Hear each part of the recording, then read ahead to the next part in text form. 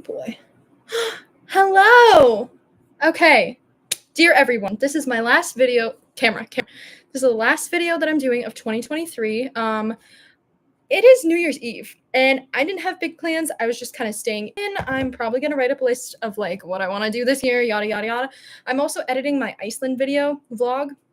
I have 7 hours of footage to get through, so I thought I would break it up and make a video of all the books that I read this year. For the past couple of years, I've actually done an end of the year, my top like TV and film of the year. But I didn't actually watch that much TV and film this year. I read a lot of books. I read 47 books, I think. So we're going to go into my Goodreads and we're going to briefly go through all of them.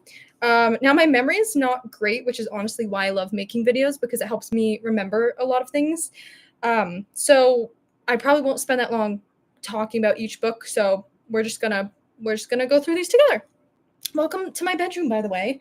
It's still Christmassy. It's not super decorated, but I like it. Oh my god, why am I flustered? I just don't go live a lot, so I think I'm just a little nervous. Okay, my books. Reading challenge. Now, I have tried to move on from Goodreads, the app where you track all the books you read and like write reviews and stuff, to what is it called? What is the other app called? What is it called? Storygraph, I think. Because I like that one because it gives you all these cool little pie and graph bar charts and things, and it's like really cool to see like the statistics on the things that you've read that year. But I'm literally talking to nobody. Nobody's here. Whatever. This is for myself. Okay. Moving on. Let's go all the way back to the beginning of the year. Now, technically, some of these books are a lot shorter than others. Some of them are librettos, some are poetry. So anyway, I started off with The Queen of Shadows from the Throne of Glass series. This is the 4th book in the series. I honestly do not remember a thing about it, except that after it, I kind of just stopped wanting to. Oh my god, somebody just gave me a thumbs down. Thanks, guys. After I read, unless you're giving it to the book. I don't know. That was just so fun. Unless I did it to myself. That was so random. Why would you just give somebody a random thumbs down on their video? Anyway, so I honestly don't remember that book. I just remember that's the book when I stopped reading the rest of the books in the series. Then I read the Atlas 6. Was this the one that I hated? Yeah, this was not what I thought it was going to be. I just felt like there was no plot. I didn't really like it. It was like dark academia. Didn't love it. Then I got into more of a religious kind of kick here. So I read Love Lives Here by Maria Goff, and that just really hit the spot. It was just like, it was more of like a, not self-help book, but it was just more reflective and like talked about God a little bit and, well, not a little bit, like that was like the theme of the book, but just kind of put things into perspective in like a nice, easy, digestible way for me, for someone who isn't super religious but believes in God. Then I read the Bridgerton collection, books 1 through 3. They're problematic. I mean, I read all of them, so I liked the romance of them, but there were things that were problematic. And then I read Outwitting the Devil, The Secret to Freedom and Success by Napoleon Hill, because I listened to this podcast, Manifestation Babe, and she recommended to read that. So I read it, and it was kind of interesting, the perspective that things were put in regards to like the devil who makes us think that we can't achieve things. I honestly don't remember exactly all of the book, but it was motivational, if you will. Then I read the 4th Bridgerton book, which was Romancing Mr. Bridgerton, which I'm pretty sure this is like the Cinderella-esque story that goes on with, who's the older brother? Colin? No. Who's the older brother? What's his name? Oh god, it's on the tip of my tongue. Benedict. And Eloise, I think. Anyway, really loved that. I just love Cinderella. That's my favorite like fairy tale, so I loved it. Then I read Alias. I keep wanting to say Elias. I don't know why. Alias Grace by Margaret Atwood. This was really well done. That's not typically the genre that I like reading, but I thought it was really good. I really liked it. Then I read Astrology for the Soul by Jan Spiller. I think this book actually mostly focused on the North nodes and what that means for you and like what your purpose is in life. So I didn't actually read the whole thing because I only cared about mine, if we're being honest. And I don't really know if it was super accurate. I don't honestly remember a lot of what it said. Then I read Law of Success, also by Napoleon Hill. Also very motivational. That was a really long book, really long book, and I was just trying to draw inspiration. I think at this time I didn't have a job, so I was just reading a lot and trying to stay motivated and stuff, so that was helpful. Then this this book changed my life this year. I could not recommend. This is the one book I would recommend if I were to recommend anything. And if you don't like self-help books, then just get over yourself, because this book will change your perspective. Maybe it changed mine. And that is A New Earth: Awakening to Your Life's Purpose by Eckhart Tolle. I think that's how you say his name. This kind of just put into perspective that, like, everything that we try to identify ourselves with, whether it's individual or within a group, as a society, whatever, like, it's all because of our ego. So, like, if you're ever mad at something, like it just really makes me, at least it made me reflect on every little single thing that I fight so hard for, or like am against so strongly. Like, it really made me delve into my opinions. Not that I have very strong opinions to begin with, but like, made me reflect on who I am as a person, and like the fact that I'm not the things that are around me or that I associate myself with. Like, I'm just like a being here on this earth who's sitting here right now. Like, to give myself labels and titles and whatever is just to feed into my ego and attach myself to something. It's, as honestly, I'm just not doing it justice. It's a really good book. If you want to reflect a little bit internally, then I highly recommend it. Next up, I read Maria Goff's husband's book, Everybody Always, by Bob Goff. And this, honestly, I printed up when I got my job. I printed up the cover, like the title of the book, Everybody Always, because that's the theme of the book, and it really resonated with me. And then I taped it to my wall. It's still in my office today.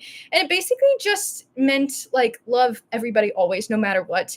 He talks about his stories, about his life and things that he's seen. It's amazing. It's incredible the way that he still has faith in God and chooses to love everybody no matter what. Because it brings him closer to God, and it was really interesting. Then I read another book, which was kind of similar vein, but it's by Jamie Kern Lima, and she was the founder of It Cosmetics. I use It Cosmetics every morning, so I was already hooked. But she also she talks about God briefly. Well, she kind of hints on God. What am I trying to say? Through her journey of, like, getting to the point where she was a success with her makeup brand and company. And so it was interesting to me because I'm interested in makeup, and I always love a good, like, rags to riches kind of story. But she also, like, it was motivational. It was, I really liked it. I really liked her voice in the book.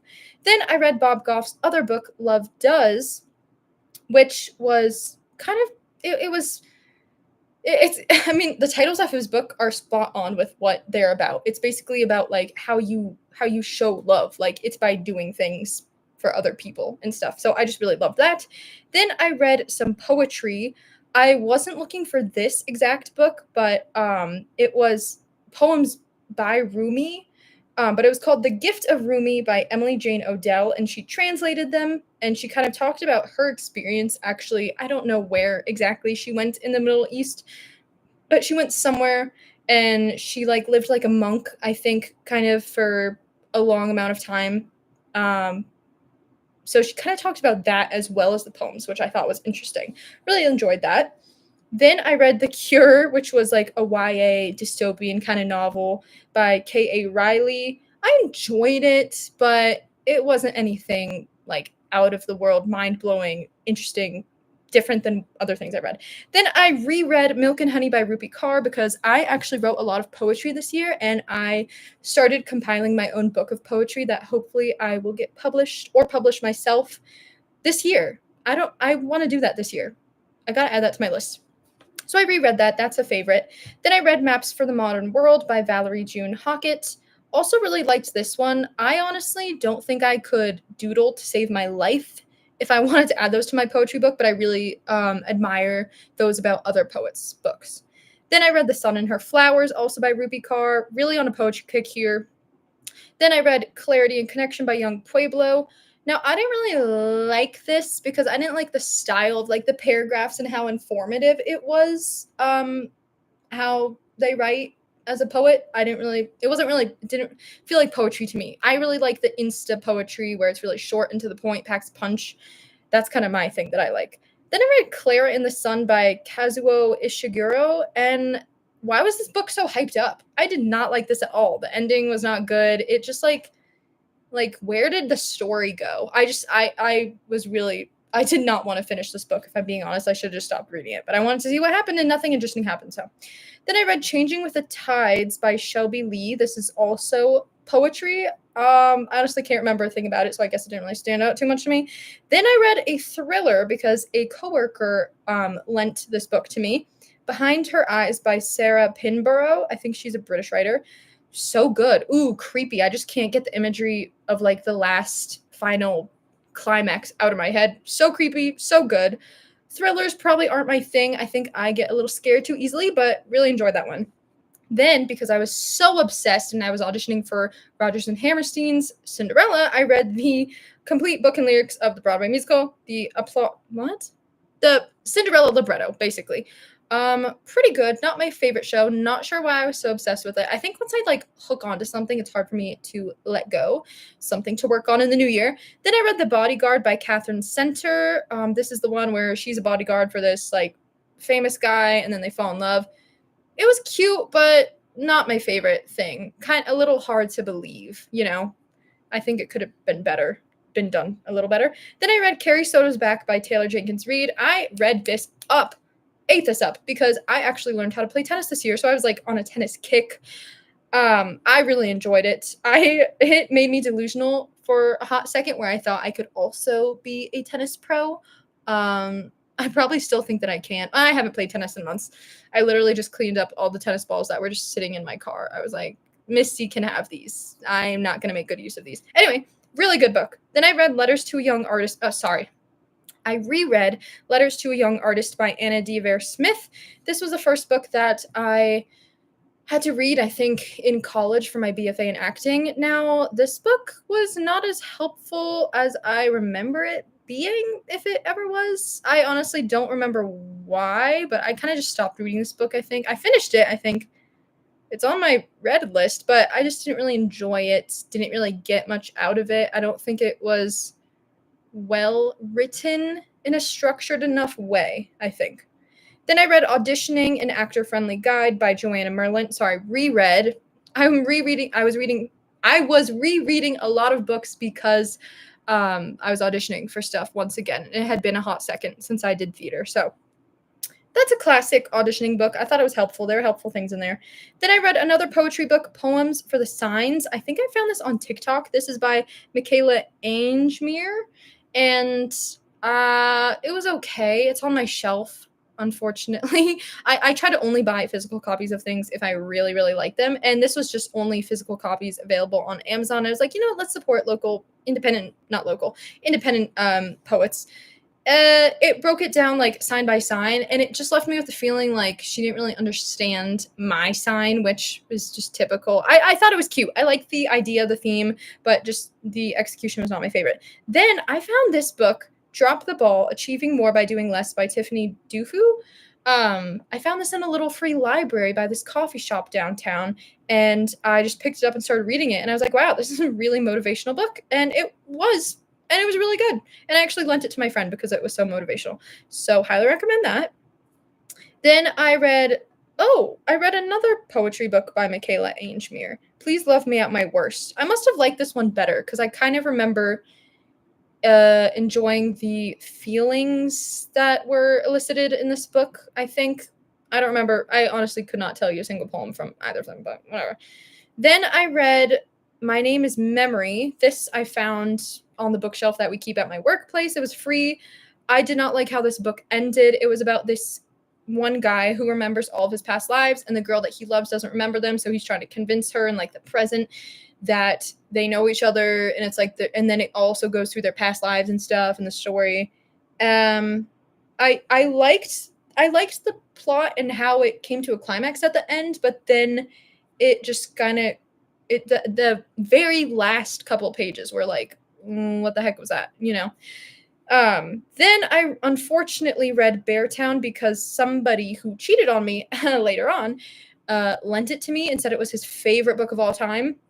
It's by Frederick Backman, and it's a series. Thank God I didn't read the other books, but there's literally, trigger warning, an essay scene in it, and it really, really triggered me, even though he warned me about it. But I'm like, wow, how is this your favorite book? Like, I just don't understand. I honestly did not. I don't honestly want to talk about it anymore. I'm just gonna move on. Then I read another poetry book that I happened to find in Barnes and Noble, Home Poems to Heal Your Heartbreak by Whitney Hansen, and I really enjoyed it. I think it's easy for me to critique like other poems just because I'm also a writer, and I don't know. I'm just very critical when it comes to like art, which is really, I feel like that's kind of rude because it's subjective, but I just like cringe a little bit when something's a little cheesy or too on the nose because I like value my originality so much. So when I see something that's not totally original, I'm like, eh. But for the most part, I really like this book. Really loved it. So some things, when things stick out to me, I'll take pictures of them, and I feel like I took a lot of pictures of poems in this book because they were really good. Oh my god, I'm going on and on. It's already 16 minutes. Okay, then I read Love and Other Words by Christina Lauren. All I remember from this also is that, trigger warning, there was another essay scene, and it was just glossed over. Like it wasn't revealed. Okay, well, spoiler alert. This wasn't revealed to the end. So I just like went on hoping that there would be a good ending to this book, and there just was not, and it was glossed over, and I'm like, I left like the book feeling like the author didn't understand essay at all, and that was really frustrating. Then I read the libretto to Fun Home because I was briefly considering auditioning for Fun Home the musical. Then I realized I wasn't right for any of the roles, but I just read the whole thing anyway, because why not? Then I read another poetry book, Love and Misadventure by Lang Leave. I actually read this entire poetry book just sitting in line to get some sort of test done for my car. What are those emissions tests that you need to go to be able to register your vehicle at the DMV? Whatever. When I was sitting in line for that, I read this whole entire poetry book. Really good poems from what I remember. I don't remember any of them off the top of my head. But then I read this book when I went to Seattle. It's A Good Girl's Guide to Murder by Holly Jackson. It's kind of like a murder mystery book. This girl does like a school project. Anyway, I thought it was really well done. I really liked it. I actually have the sequel on my bookshelf. I just haven't gotten to it yet. Then, oh, whoops. Oh my God. Then I read Light Lark, and I found this because it's Alex Astor, and she has a TikTok, and she makes so many videos on her TikTok about her books, and I was just enthralled. And so I read this book in love. I think I read this whole book in one night. Actually, the night I flew. Yeah, I flew to Houston for a friend's birthday. Oh my god, wedding. And I read this entire book that day. Then I immediately got the sequel. How did I get the sequel? Oh yeah. Then I flew back here, and then I got the sequel at Target, and I think I finished it that night also, because Night Bane sequel. That's number 2 in the series. So good. It was so good. I don't know how to describe it other than like it's this like fantasy world. I really love fantasy, if you can't tell. It's this fantasy world, and this girl, like there's like a leader from each place. Oh, how do I describe it? From each different like I'm really bad at describing things. I'm not even gonna try to. But anyway, it's just really good fantasy. If you like fantasy, highly recommend. I'm just like sitting on the edge of my seat waiting for it to release a third one. Then, speaking of really good fantasy books, I read Fourth Wing by Rebecca Yarros. Oh my god. Oh my god. This book just really had me in its clutches. This is where Violet Sorrengail has to get through this like I'm sorry, I'm really bad at describing things. This like Dragon Academy thing so she can be a dragon writer, but then she like there's a romance, so it's like romantasy, and it's like this whole big thing. Like I don't want to spoil anything, but highly recommend that. Then I unfortunately read another poetry book, but it's by Atticus. And it's called The Dark Between Stars. I thought it was going to be really good, and I really disliked it. I just thought it was so cheesy. I think my review on this was, oh, this was my review, question mark. This was so cheesy and just not inspiring. How does this even get printed? Which is very harsh, but like as another writer, I'm like, are you kidding me? Like, how does something like this get printed? And like my poetry, I think is pretty good. It's just sitting here floating around in the air in my head. in the cloud. I just some things people write, I'm like, how did somebody publish this? Sorry, I don't mean to be rude. I'm sorry, that's so rude. If you like Atticus, I'm so sorry. Then I read the sequel to Fourth Wing because it just happened to come out at the perfect timing when I finished Fourth Wing. So I read Iron Flame. Luckily, I found it at Target, thank God, and I like devoured that book. Oh my God. I think it was a little more slow moving than the first book, but I honestly don't remember much because I read them so quickly. It was all kind of just blur.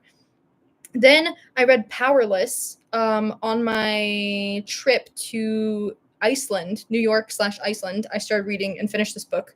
And I honestly don't really. Oh, okay, yeah. Everyone has like power, but this girl was powerless, of course, and she like has to fight in these games. And I don't want to spoil it, but it was pretty good. Not my favorite fantasy, but I still finished the book and I really liked it. Then, oh my God, then I started reading Once Upon a Broken Heart on the plane ride back from Iceland, finished the whole thing in like 1 or 2 days. I actually literally just read the 2 sequels, like the second and third book. I actually finished them last night because I'm that crazy. And for some reason, this book, like, okay, I think the beginning of Once Upon a Broken Heart could have been it could have just been like better. I think the beginning was confusing, and honestly, it kind of reminded me of Eurydice by Sarah Rule. If you've read that play, same kind of vibe. Maybe just because of the stones, but I just really like it. It's a romance, it's a fantasy, it's a romantasy, and it's just that. Honestly, was I read so many good fantasy books this year. If I could recommend any, I would recommend Lightlark, Fourth Wing, and Once Upon a Broken Heart because it's just so good. And also, I like a little bit of smut, but like Fourth Wing and Iron Flame, oh my God, it's like really intense. Like Lightlark is also pretty intense, but like those ones, crazy. I like Once Upon a Broken Heart because it didn't really go into detail. Like nobody has sex, like it's not that detailed on that kind of thing, and it was such like a slow burn, like took them a while. Like I don't want to spoil it, but it is so worth it. Highly recommend all 3 of those books. But then at the same time I was listening to an audiobook, which I don't usually do, but I just liked hearing like the voice in my head for some reason. That sounds really bad. But anyway, I listened to this book on my drives to and from work. Single, Dating, Engaged, Married, Navigating Life and Love in the Modern Age by Ben Stewart. This book I honestly did not expect to be revolving around God. Like I found it through TikTok. So I was like, oh, cool. Like honestly, somebody posted on TikTok, oh, I saw this girl got like engaged right after she read this book, so I want to read it too. And I was like, okay, not that I want to get engaged, but I'm really curious as to like what they have to say in this book. So I started listening to it, and it was mostly about like how to value your singleness and dating, and how to be at each stage of single, dating, engaged, married, and how to navigate that. That's literally in the title of the book. But okay. The point is, I really got a lot out of it, and I feel like it was really helpful from the perspective that he was discussing it. So those are all my books. Those are all 47 of the books that I read for this year. We are now at 23 minutes and 19 seconds. Oh my God, 23:19. Okay, so I'm gonna go ahead and end this stream. Thank you for like the couple people that popped in and out of this video, but mainly I did this for myself so that I could look back and see what books that I read this year. So that's pretty much it. I hope everybody has a wonderful New Year's Eve. I will be editing like crazy, and I will see you in 2024.